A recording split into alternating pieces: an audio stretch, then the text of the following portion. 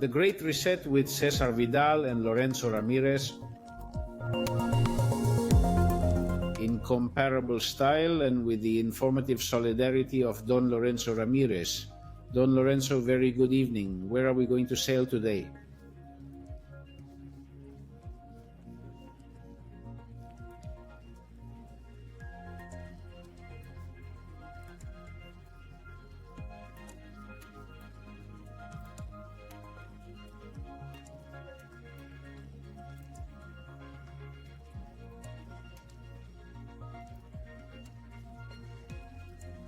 Moin. Good evening, Don Cesar. Today we are going to make a program dedicated exclusively to unraveling the fundamentals of the agenda of the agenda, of the agenda of the agenda of the agenda of the agenda of the agenda of the naked agenda.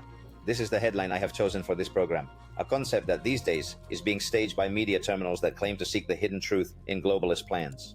But with this kind of programs, they give back that they are less to people than what they claim to pursue from disinformation, connected to the double agenda, in which they are all in all, the apparatuses of the state in the Western countries.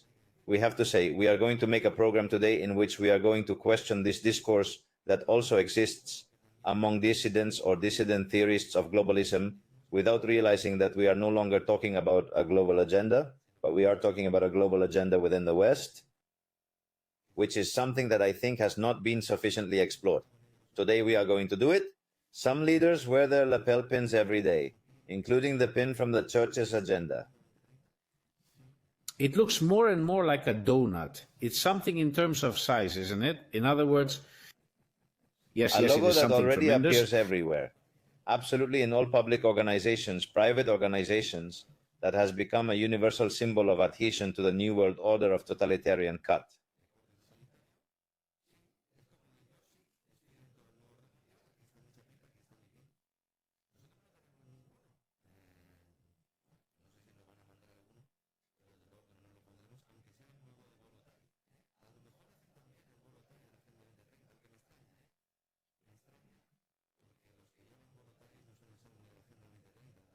No, they usually are not. No, we are not. We are not. I am not going to deceive you.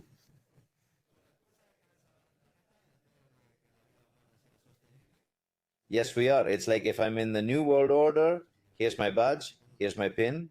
We don't have one. Well, I don't know if they're going to send us any, but we'll wear it. Even if it is in Evolutai mode, maybe they will also do the Evolutai and the 2030 agenda, although I am surprised. I am surprised because those who wear Volutais are not usually very much of the agenda of 2030.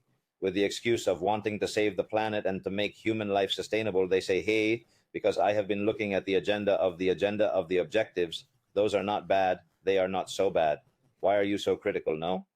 Well, because they do not know some rudiments of the psychological manipulation that lies behind these SDGs, Sustainable Development Goals, which form the foundation of this idea. Like the great replacement that we analyzed last week, has also ceased to be power to become action. This is not a project. This is in fact, a few days ago in Spain, we saw the celebration of what some people call, I believe in a rather pretentious way, the Spanish Davos, the so-called yes, La Toya it Forum. is very pretentious. It is very pretentious. In fact, the La Toya Forum is an Ottomanist coven rather than a 2-decade-old agenda. It is an Ottomanist coven. Created in the year of the most recent by a Galician businessman, the president of the hotel group Otusa, called Amancio López Ejas, not to be confused with that of the Inditex empire. Although Pablo Isla, then CEO of Inditex, attended the inauguration and evidently participated in the conferences. Amancio López Ejas from Otusa, a guy with a net worth of 100 million euros. Well, I don't know if they are very sustainable or not, but well, the man must be happy. I am talking about an official net worth. Then I don't know what he has out there. Managing a hotel empire that was watered with public money because it was rescued by the Spanish government with a check for almost 200 million euros when the pandemic hit. Not bad at all, not bad at all. So I am resilient too. Yes, 50 million. Yes. It makes me a lot of fun when now after the summer, they say the success of the tourist campaign, the hotels improve their income. They say, hey, but you rescued the whole hotel sector during the pandemic. Well, of course, but there were restrictions on movement. Well then, why are you raising prices now? Because there is inflation. So when there is inflation, they raise prices, and when there is a crisis, they are bailed out by the taxpayers. Ah, great. This is inclusive capitalism, right? Totally, yes. They have tried a bit to create an organization in the image and likeness of the Davos Forum, but as I say, obviously with less means and guests, much less important in its first edition.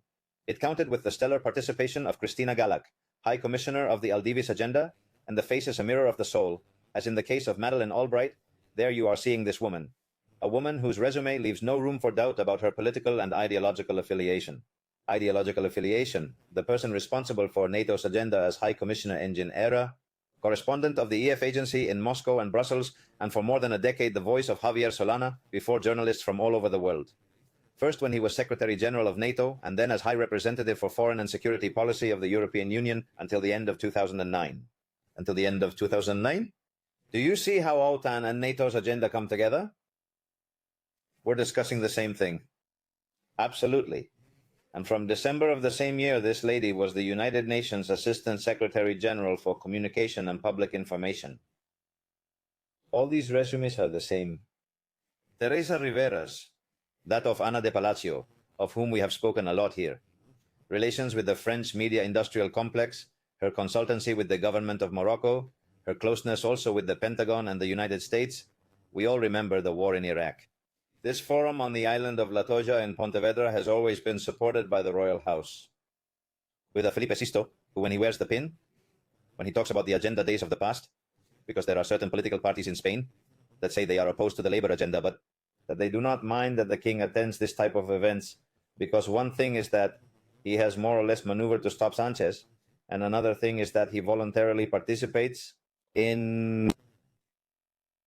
Maybe he's not doing it willingly. If he does not do it voluntarily, we have to recognize that he pretends very well. Of course, if he does not do it voluntarily, then is he a traitor? Or is he a traitor if he does it voluntarily? I leave these questions on the table so that someone in the royal household who is watching us, and I am sure they are watching us, can give it a spin, right?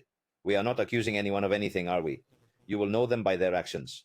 Felipe VI always promotes the globalist agenda and follows NATO's instructions, which has contributed to the erosion of the Spanish identity, participating in the destruction of the Spanish identity and sovereignty, something that eludes those parties, obviously I am talking about Vox, who claim to oppose the globalist agenda. I know that there are many senators, also deputies of Vox, who see us and who disagree with us.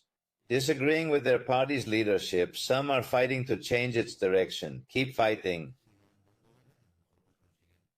The party must turn around or it will vanish, just like a sugar cube, with other political alternatives, right? If someone opposes the globalist agenda and prioritizes America's interests in foreign policy, they should not kneel before the American friend. Yes, that includes Londoners. Yes. Let's not talk about anything else. There's nothing more to talk about.